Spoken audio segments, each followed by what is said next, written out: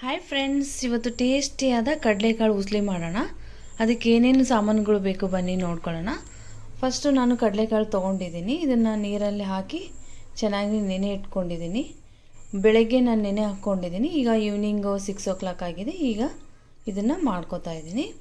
ಇದಕ್ಕೆ ಸಾಮಾನುಗಳು ಏನೇನು ಬೇಕು ಬನ್ನಿ ನೋಡ್ಕೊಳ್ಳೋಣ. ಸ್ವಲ್ಪ ಸಾಸಿವೆ, ಸ್ವಲ್ಪ ಜೀರಿಗೆ, ಸ್ವಲ್ಪ ಅರಿಶಿಣ, ಸ್ವಲ್ಪ ಬೆಳ್ಳುಳ್ಳಿ, ಒಂದು 8ರಿಂದ 9 ಜಜ್ಕೊಂಡಿದ್ದೀನಿ. ಇದು ಅರ್ಧ ನಿಂಬೆಹಣ್ಣಿನ ರಸ, ಇದು ಸ್ವಲ್ಪ ಕೊತ್ತಂಬರಿ ಸೊಪ್ಪು, ರುಚಿಗೆ ತಕ್ಕಷ್ಟು ಉಪ್ಪು, ಸ್ವಲ್ಪ ಕರಿಬೇವಿನ ಸೊಪ್ಪು, ಸ್ವಲ್ಪ ಎಣ್ಣೆ ತೊಗೊಂಡಿದ್ದೀನಿ, 2 ಈರುಳ್ಳಿ ಹೆಚ್ಕೊಂಡಿದ್ದೀನಿ, ಸ್ವಲ್ಪ ದೊಡ್ಡದಾಗಿ ಹೆಚ್ಕೊಂಡಿರಿ. ಇದು ಉದ್ದುದ್ದ ಹೆಚ್ಚಿರೋ ಹಸಿಮೆಣಸಿನ್ಕಾಯಿ, ಇದು ಹಸಿ ಕೊಬ್ಬರಿ ತುರಿ. ಬನ್ನಿ ಸ್ಟಾರ್ಟ್ ಮಾಡೋಣ. ನೋಡಿ, ಇದು ನೆನೆ ಇಟ್ಕೊಂಡಿದ್ವಲ್ಲ ಈ ಕಡಲೆಕಾಳನ್ನು ನಾವು ಈಗ ಕುಕ್ಕರಲ್ಲಿ ಬೇಯಿಸ್ಕೊಳ್ಳೋಣ. ಇದಕ್ಕೆ ಸ್ವಲ್ಪ ನಾನು ನೀರು ಹಾಕ್ಕೊಳ್ತಾ ಇದ್ದೀನಿ.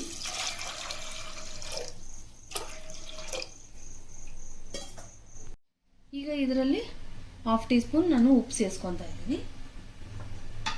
ಈಗ ಕುಕ್ಕರ್ ಲಿಡ್ಡು ಮುಚ್ಚಿಕೊಳ್ಳೋಣ. ಇದು 10 ಮಿನಿಟ್ಸ್ ಬರಬೇಕು. ಈಗ ಕುಕ್ಕರ್ ಲಿಡ್ ಮುಚ್ಚಿಬಿಡೋಣ. ಇದು 5 to 10 ಮಿನಿಟ್ಸ್ ಬಾಯ್ಲ್ ಆಗಬೇಕು, ಇಲ್ಲ 3 ವಿಸಿಲ್ ಇದು ಬರಬೇಕು. ನೋಡಿ, ಇದು ಬಾಯ್ಲ್ ಆಗಿದೆ ಕಡಲೆಕಾಳು. ಇದನ್ನು ಸೋಸ್ಕೊಳ್ಳೋಣ ಇವಾಗ.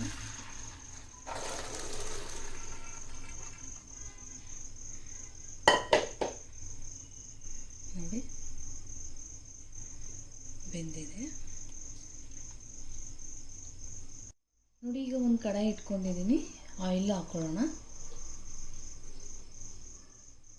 ಇದು ಎಣ್ಣೆ ಚೆನ್ನಾಗಿ ಕಾಯಬೇಕು ಇವಾಗ. ಈಗ ಸಾಸಿವೆ ಜೀರಿಗೆ ಸೇರಿಸ್ಕೊಳ್ಳೋಣ. ಸ್ವಲ್ಪ ಕರಿಬೇವಿನ ಸೊಪ್ಪು ಹಾಕೊಳ್ಳೋಣ.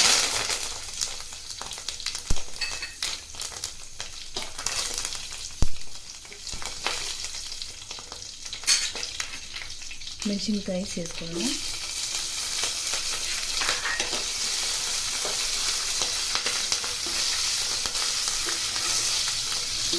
ಇದು ಫ್ರೈ ಆಗ್ತಾ ಇದೆ. ಹಾಗೆ ಇದ್ರ ಜೊತೆಗೆ ಈರುಳ್ಳಿ ಕೂಡ ಹಾಕೊಳ್ಳೋಣ. ನೋಡಿ, ಫ್ರೈ ಆಗಲಿ ಚೆನ್ನಾಗಿ.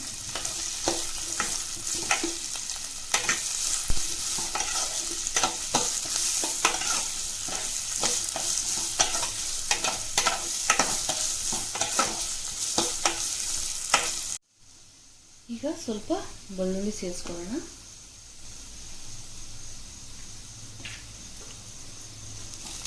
ಇದನ್ನು ಕೂಡ ಚೆನ್ನಾಗಿ ಫ್ರೈ ಮಾಡ್ಕೊಳ್ಳಿ. ಹಾಗೆ ಅರಿಶಿಣ ಪುಡಿ,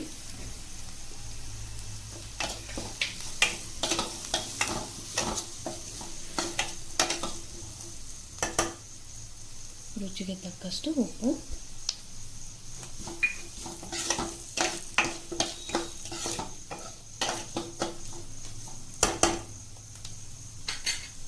ಬೇಯಿಸಿಟ್ಕೊಂಡಿರೋ ಈ ಕಡಲೆಕಾಳನ್ನ ಇದರಲ್ಲಿ ಸೇರಿಸ್ಕೊಂಬಿಡೋಣ.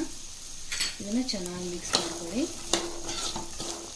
ಇದು ಈವ್ನಿಂಗ್ ಟೈಮ್ ತುಂಬ ಚೆನ್ನಾಗಿರುತ್ತೆ ಸ್ನ್ಯಾಕ್ಸು. ಇದು ಪ್ರೋಟೀನ್ ಕೂಡ ಕಡಲೆಕಾಳು.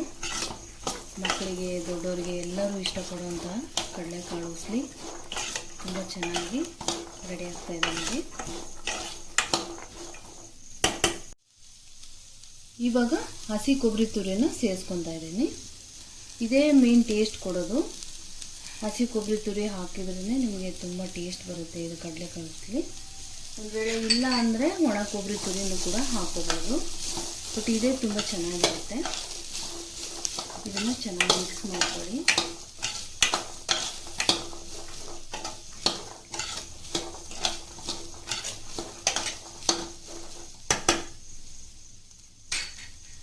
ಇದು ರೆಡಿಯಾಗಿದೆ. ಈಗ ಸ್ವಲ್ಪ ಕೊತ್ತಂಬರಿ ಸೊಪ್ಪು ಸೇರಿಸ್ಕೊಳ್ಳೋಣ.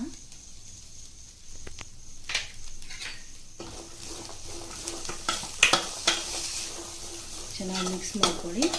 ಒಳ್ಳೆ ಪರಿಮಳ ಬರ್ತಾ ಇದೆ, ಘಮ ಘಮ ಅಂತ ಇದೆ ನೋಡಿ. ಚೆನ್ನಾಗಿ ರೆಡಿಯಾಗಿದೆ.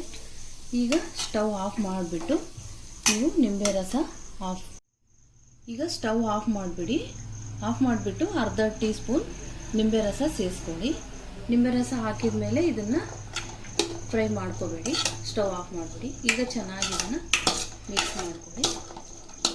ಈಗ ಟೇಸ್ಟಿಯಾದ ಕಡಲೆಕಾಳು ಉಸ್ಲಿ ರೆಡಿಯಾಗಿದೆ. ಪ್ಲೇಟಿಗೆ ಹಾಕ್ಕೊಳ್ಳೋಣ. ನೋಡಿ, ಟೇಸ್ಟಿಯಾದ ಹೆಲ್ದಿಯಾಗಿರುವಂತಹ ಕಡಲೆಕಾಳು ಉಸ್ಲಿ ರೆಡಿಯಾಗಿದೆ. ನಿಮಗೂ ಕೂಡ ಇಷ್ಟವಾಗಿದ್ದರೆ ಖಂಡಿತವಾಗ್ಲೂ ಟ್ರೈ ಮಾಡಿ. ಕಮೆಂಟ್ ಬಾಕ್ಸಲ್ಲಿ ತಿಳಿಸಿ ಹೇಗೆ ಬಂತು ಅಂತ. Thank you for watching. Please subscribe ಮಾಡಿ. Thank you.